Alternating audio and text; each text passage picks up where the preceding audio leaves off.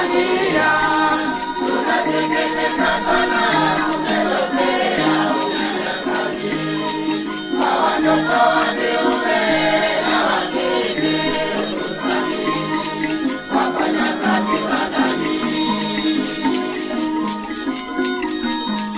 Sisi wa Tanzania tunasikitika sana kumetokea unyanyasaji kwa watoto wa kiume na wa kike, hususani wafanyakazi wa ndani. Wale wote wanaowanyanyasa watoto wa watu na kuwatumikisha kazi nyingi kinyume na mapatano, wengine wanabakwa, wengine hulawitiwa. Sisi wa Tanzania kweli, tunasikitika sana umetokea unyanyasaji watoto wa kiume na wa kike, hususani wafanyakazi za ndani.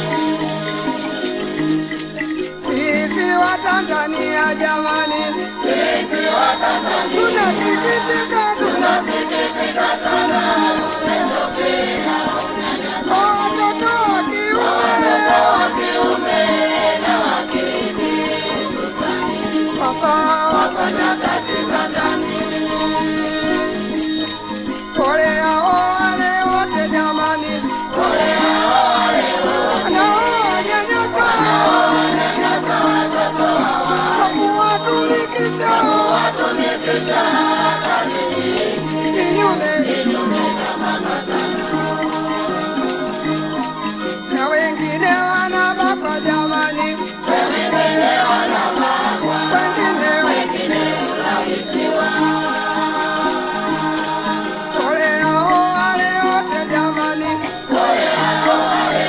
wanaonyanyasa watoto kwa kuwatumikisha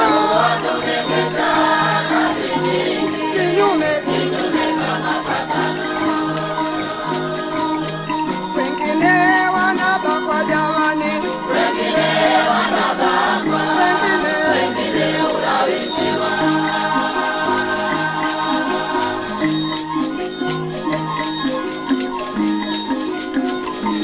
Neno la Mungu linasema, mlee mtoto katika njia impasayo, naye hataiacha hata atakapokuwa mzee.